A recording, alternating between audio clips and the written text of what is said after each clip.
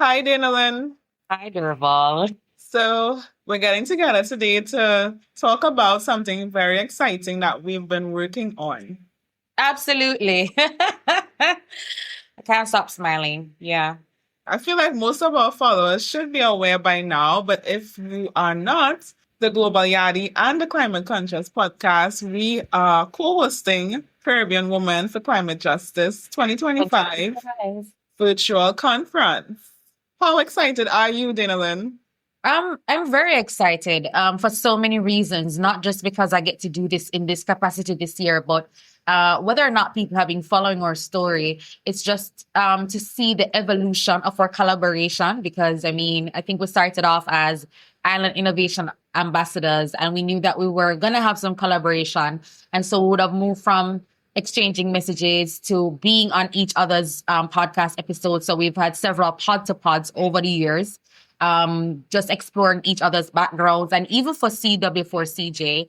And I've been involved in this conference since 2025 as a performer, as a host, as a member of the planning committee. And now, I've got my ultimate promotion as a co-organizer. So I'm really excited to be working with you in this capacity. And already I've seen, behind the scenes, I've already gotten a different kind of experience connecting with co-sponsors, engaging with our potential speakers, and even crafting what we want CW4CJ to look like this year. When you mentioned an important word, evolution, I've seen both of our podcasting careers evolve since 2020, our advocacy work in climate action. And now I've also seen the evolution of Caribbean Women for Climate Justice. We first started in 2022, and you were also a part of that. And yeah, now we are here today, 2025. We did have a break for 2024, but we're back. The energy is back, and we're better than ever. Absolutely. And one of the things I want to do is also mention and give you your flowers. C for CW. You know what? I'm always going to be blundering with it. I'm not an organizer. I should get it right. CW4CJ, Caribbean Women for Climate Justice. One of the things I appreciate about what I'm going to call it in this context, this product or this event, is that it has solidified community, not just for the Climate Conscious podcast, but what it means for the climate action, climate justice movement in the Caribbean. And I know other organizations have their own version, but for a podcast, this is important. It's not just to say, while it's a very important awareness raising component, I really love how each year we are able to bring together different people working in the space and give them a platform. So it's about the knowledge, the insights that we're able to promote. And I think, as I said, I can't stop saying that I'm really excited to be part of the movement in this way, solidifying community. And that's exactly what we need every time we face increasing challenges in relation to climate change. Yes, it's definitely all about community, focusing on the Caribbean, but also the diaspora, and now this year the Global South, which we'll get more into. But Yeah. the platform of the Climate Conscious podcast is built on community, and not just awareness, but also getting into action. And I always emphasize an important first step for action is awareness, but then we need to take it further, right? Yeah. You know what's also interesting, Derval? No matter how many, and certainly from your seat, you can see how the conversation around gender and climate has evolved over the years. And still, we have to ensure that we're not just operating in a bubble. Because sometimes you end up preaching to the choir because people are still, we have to, I don't want to say outside this space, but climate change is everybody's business, but some people still don't get it. Why this focus on gender and climate? If you ask the average person to say, what's the connection there? People still struggle. So I don't want to ask if you're tired of explaining, but what do you say to people each time when they ask you, why this focus on gender and climate? How do you answer that? Yeah, so that's all facts that you shared. Even the concept of climate justice is still being unpacked. But what I like is that people are showing an interest, even if they're not at that level of understanding yet. But we're seeing more and more people interested in the issue of not just climate change, but all the other dimensions of it. Right. And what I say to that question, why the focus on gender, the intersection of gender and climate, is that we acknowledge, I think for the most part, everyone acknowledges that climate change is a critical issue for the Caribbean region, but for the world at large. However, given the level of action and activity we see on the global stage, I'm not seeing that level of impact on the ground, one. And also, I recognize that if we don't address the existing disparities, the existing inequalities, all our efforts and investments in climate action will be ineffective if we do not address, gender, we do not address economic status, if we do not address the entrenched, the systemic inequalities that, make up our Caribbean life. So I like to highlight that climate change is not gender neutral, right? Women, girls, and other underrepresented or marginalized groups who are already at a disadvantage, climate change just makes that 10 times worse. So if we want to address climate change, if we want to really achieve sustainable development, with climate action being one aspect of that, we need to address those issues. We need to not leave anyone behind, including our women and girls, including Indigenous people, youths, the differently abled. It's really about understanding the value of inclusion. Through inclusion, we get better solutions, we get more buy-in, we get more bang for our buck, whatever we are investing. We can really see the impact, not just in signing agreements, but in having community-led and community-engaged action that really changes lives. So the focus on gender and other dimensions of climate justice is really about transformation, changing the way that we do things so that we have a greater impact. Yeah, obviously I'm with you all the way on that response. And I also, listening to you, I like that we've chosen this solutions focused approach for this year, looking at the theme, sowing seeds of sustainable solutions, because no matter, while it's important to understand the problem, I feel like everybody has a greater grasp. And even nowadays, there is less pushback, certainly from a Caribbean standpoint, where we're no longer caught up in the debate of whether climate change is real or not, because the impacts we're facing is suggesting that things are happening and people are affected every day. And now, one of the things that we may need to step away from, like I'm having conversations with people at the market, in my community, and you're surprised to see how much climate discussion is flowing into the conversation. So that's good. And so I love that we are now looking at the solutions-based approach, still centering women. So it's not a poetic thing, it's a call to action, because the droughts, the floods, the hurricanes we saw from Hurricane Barry last year, that more and more, we need the homegrown solutions, we need the people-centered solutions, and we need future-ready solutions. And so I love that we're in a space where we're spotlighting the bold actions, the practical things that women in agriculture, women in energy, women in health, women in advocacy and organizing, women in policy are doing. So we need people to kind of understand that this is not just a scientific exploration, because we're living climate change. And so we want to connect our audience with the people who are working in this space, the people who are experiencing some of the things that we don't think about. I'm kind of excited. So one of our speakers, I see, I'm excited to hear from Dr. Paula Henry from Earth Minute. And I was exploring the work of that organization, and it brought me to some research or articles they were doing around climate and mental health.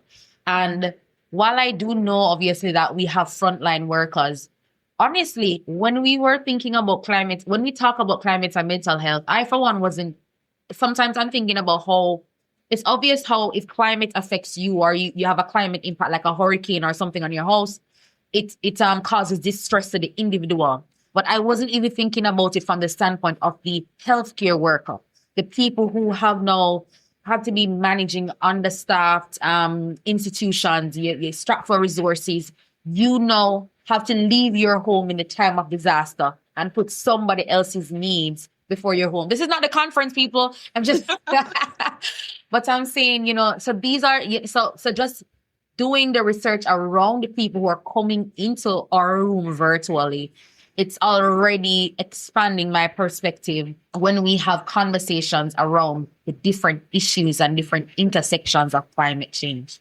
What about you? Yes. I like that you highlighted this year's focus on solutions. Yeah. We spent the time building our foundation from CW4CJ 2022 and 2023. And now we're about highlighting what can be done, what is being done, and maybe that can inspire others to get involved. And I am particularly excited about the 2025 keynote, Miss Kendria Ferguson, Yes. a PhD candidate and an expert in sustainable development as well as climate resilience. So what I love about our keynote is that she is able to bring lived experience as well as academic research, right? And that is a good mix because we always talk about homegrown solutions. Yeah. And we recognize that we often look externally for an expert to come in and tell us what to do, come in and save us.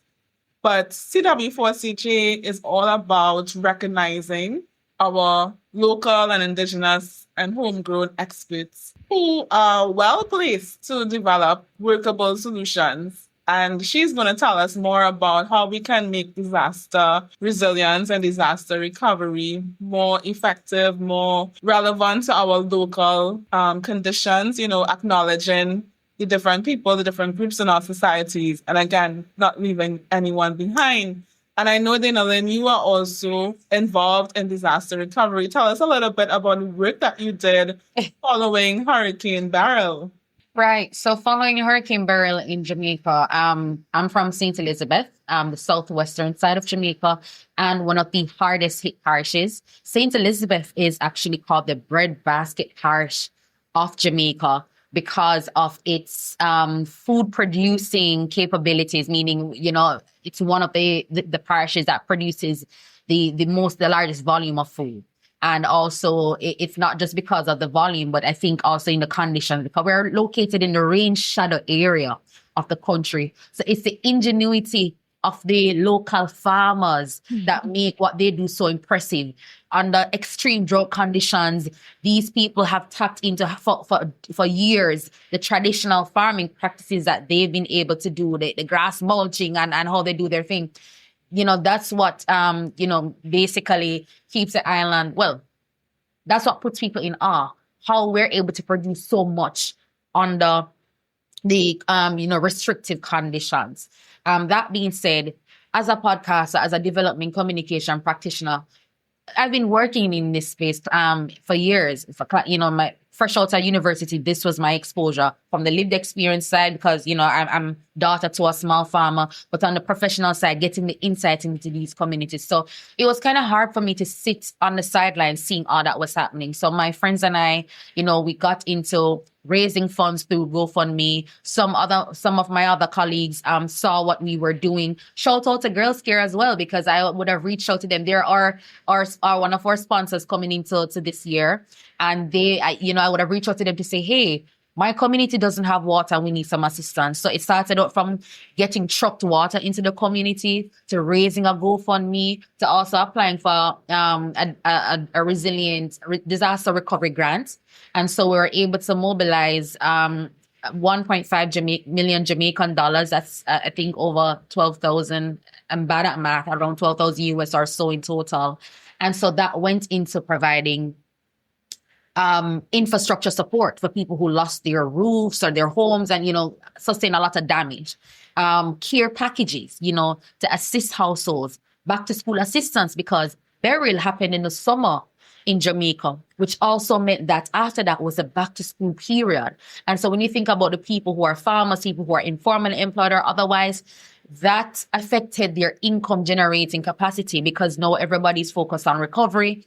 And so we had to give people assistance. And we also provided livelihood assistance as well. So persons who are small farmers, especially poultry farmers, we were able to assist people with feed and input supplies. And also, aside from the structured grants, again with Girls Care, I had an interview with the Minister of Agriculture, and they felt compelled again to reach out and to identify 2 female farmers. One, an ailing 60-odd-year-old woman who we were able to like reconstruct her poultry house, and then another middle-aged farmer who has no assistance, you know, and we were able to provide like a defeathering machine because, you know, to help her pluck her chickens because she has no help and she has all of parents. So we were surprised to see a woman at, you know, middle age. I don't want to call her old, but having 2 parents that are in the 80s, they gave her help, but they can only move so slow or, you know, do so much. And so what we also were able to do is not just about the financial and in-kind support, but ease the burden of work. And so that also links back to what we are exploring with through Caribbean Women for Climate Justice. It's about how is it that we improve social protections for women. And so even for that, we saw the community come out because aside from just my efforts and with my friend, shout out to Jody Bernard Carr and Girls Care, through Rotaract as well, we're able to mobilize Rotaract clubs of Jamaica. We were able to mobilize support. And so the different elements of support came together. And so resilience building is community driven. It's community led. And there is power in that. And so sometimes we have the formal conversations, the academic conversations, but I loved how it played out in a real sense. When we were distributing care packages, you had people just coming out doing their own version of community mapping to ensure that the shut-in lady down the road, the shut-in man down the road, the lady who was pregnant, and that lady with 5 children, make sure that they get a package, they get a bag. And so, and I even saw that when you had other institutions who were doing their canvassing, had to rely on the knowledge from the people in the community. And so we speak about that a lot in podcasts, in presentations, and otherwise about relying on local knowledge. So there are a lot of lessons learned and insights. Derval, I feel like I should have probably participated in the case study workshop of this conference. I'm kidding. There are other people that we want to learn from. But yeah, I mean, insights. Yeah, it was a wealth of experience and insights coming out from that situation.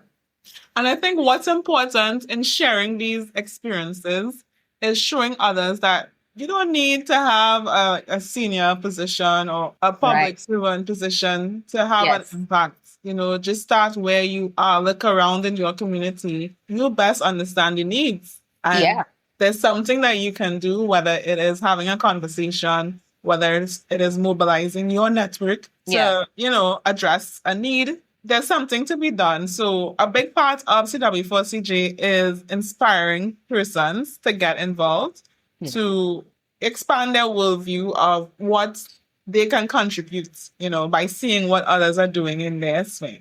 Big shout out to Girls Care. Yes. And also to the Clara Lionel Foundation, who has so generously sponsored Caribbean Women for Climate Justice 2025. And I must acknowledge our previous sponsors, the Open Society Foundation, as well as the previous partner, the Breadfruit Collective. Yes, so much. Everybody, it's the building on the foundation of what occurred before, and of course we have to pay homage to that. Somebody said we shared a flyer, and somebody said Cara Lionel, as in Rihanna's Cara Lionel Foundation. So I'm like, and you're like, okay. So I'm like, you know what? If that's what it means, is name dropping is gonna play a role in people joining, by all means. But Derval, I want to go back to the structure for this year because we spoke about it, but not giving people the context. And so circling back to the fact that on day one, we speak about the solutions-oriented approach. And so we want people to know that we're doing live case studies. And so this segment, Dimensions of Resilience, live case studies from the Global South, we're exploring different focus areas from agri-food systems to climate and health, women's health and disaster resilience, the impact of climate-induced migration. So we're having the International Organization for Migration, Nicole Joseph Chin from BRAFIT, and Dr. Paula Henry from Earth Medic, as well as going all the way to the Global South. We're still in the Global South, but all the way to the African continent, to Kenya. So we're having a scholar, a researcher and development practitioner exploring and giving us the contrast with what's happening in the African continent. And so it builds on everything. I'm big on what I call self-efficacy, because once people dedicate the time to come into this room, this virtual space, and listen to some of these speakers, it's a eureka moment. It might validate some of the things that you're already doing or give confidence to the ideas that you thought about but never action to say, I can do this. Sometimes what our speakers are going to provide, whether it's day one or day two, the panel discussion, and you spoke about Kendria, our keynote speaker, which I'm very much looking forward to because I've heard her on your podcast as well. It's a proof of concept that some people need. Some are, it's a proof of concept. And sometimes you have people who feel like they wanna be involved. What can I do? So we're hoping that the presentations answer these questions for people. There's gonna be certain things that comes out from the presentation that will give people ideas or provide further motivation for what they can do in their own space. Yes. And before I get into day 2 and day 3, it's Caribbean Women for Climate Justice. So naturally, the focus has been on our Caribbean region. But this year, we have expanded our focus to the Global South. So I'm really happy that we have included in our agenda Ivy from Kenya. We've also had a highlight on our social media from Kenya, from South Africa. And we also have Marion, who is the founder and host of the award-winning Black Earth podcast, who will be moderating the panel discussion on day 2. And that panel looks at power in her hands. What does that mean? It means that, as the saying goes, women belong in every space. They should have a seat at every table.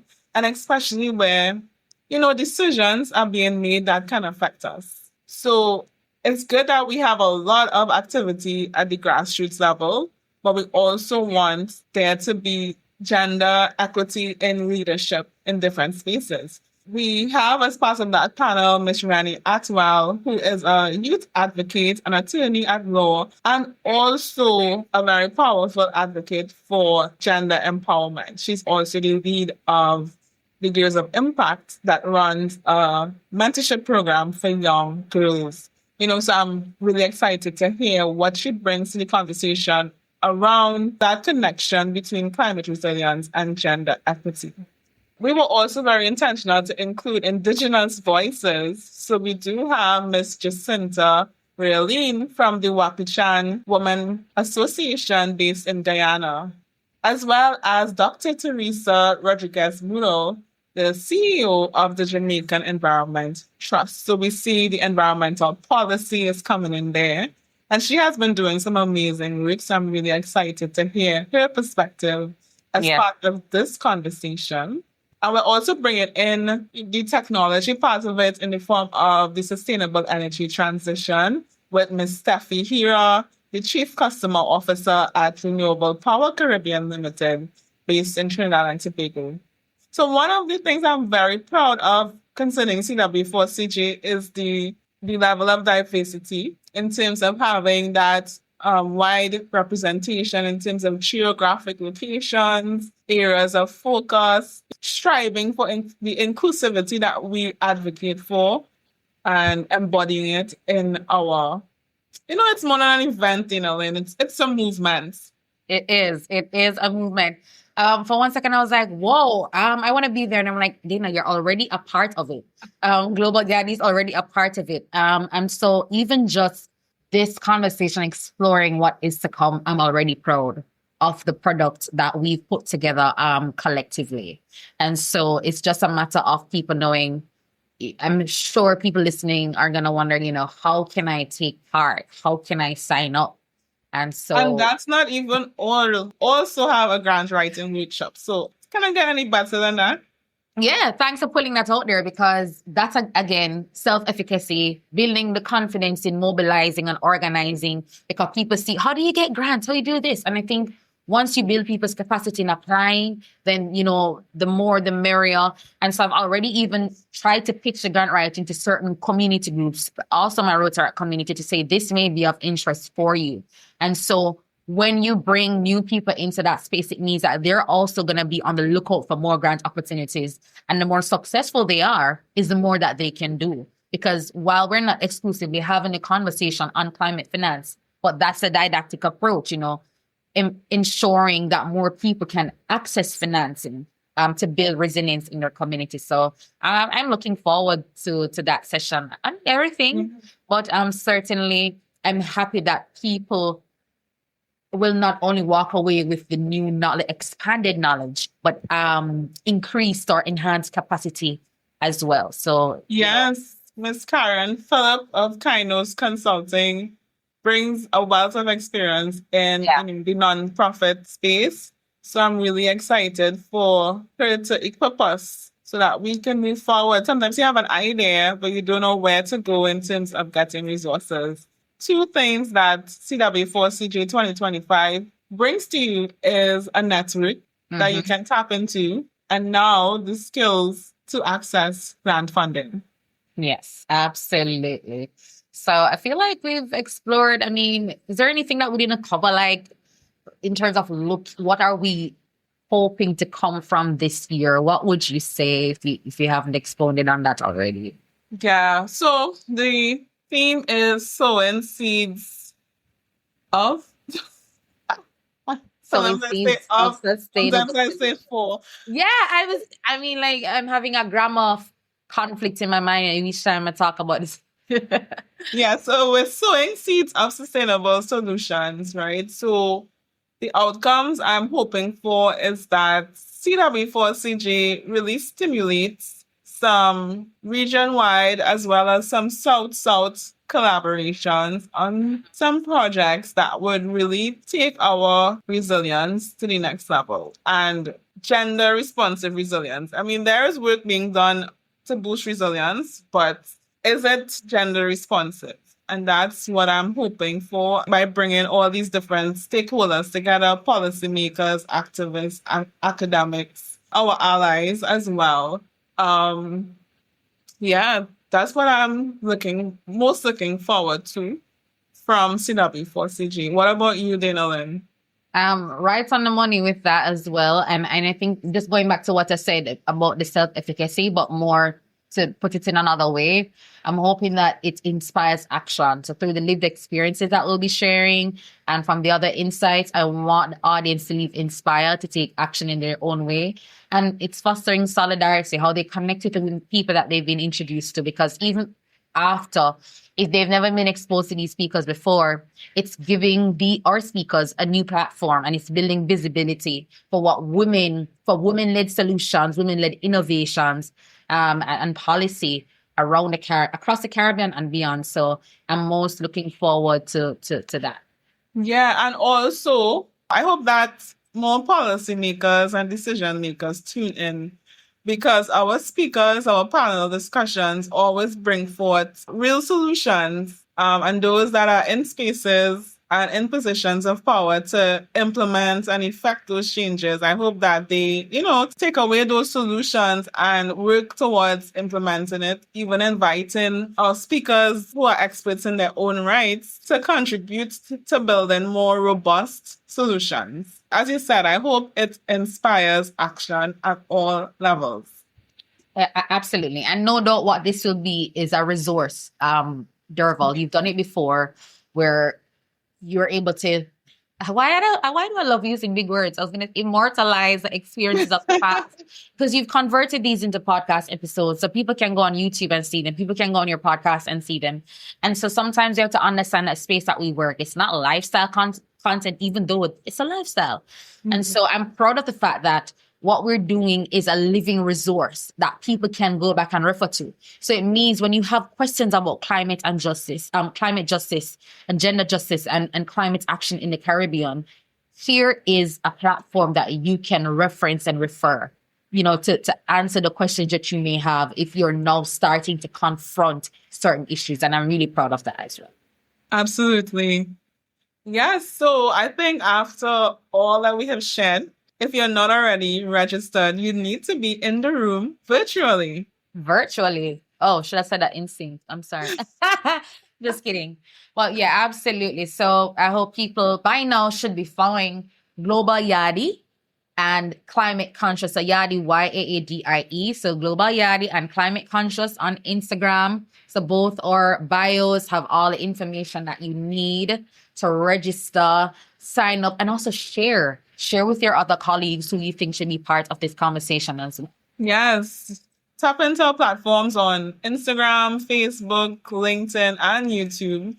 And definitely sign up to the mailing list so that you will get all the updates related to CW4CJ. We have an exciting program lined up for you, and we can't wait to see you there. So I guess the last thing I'd say is come learn, grow, and connect with us, because the seeds that we plant today will shape the solutions for tomorrow. Yes.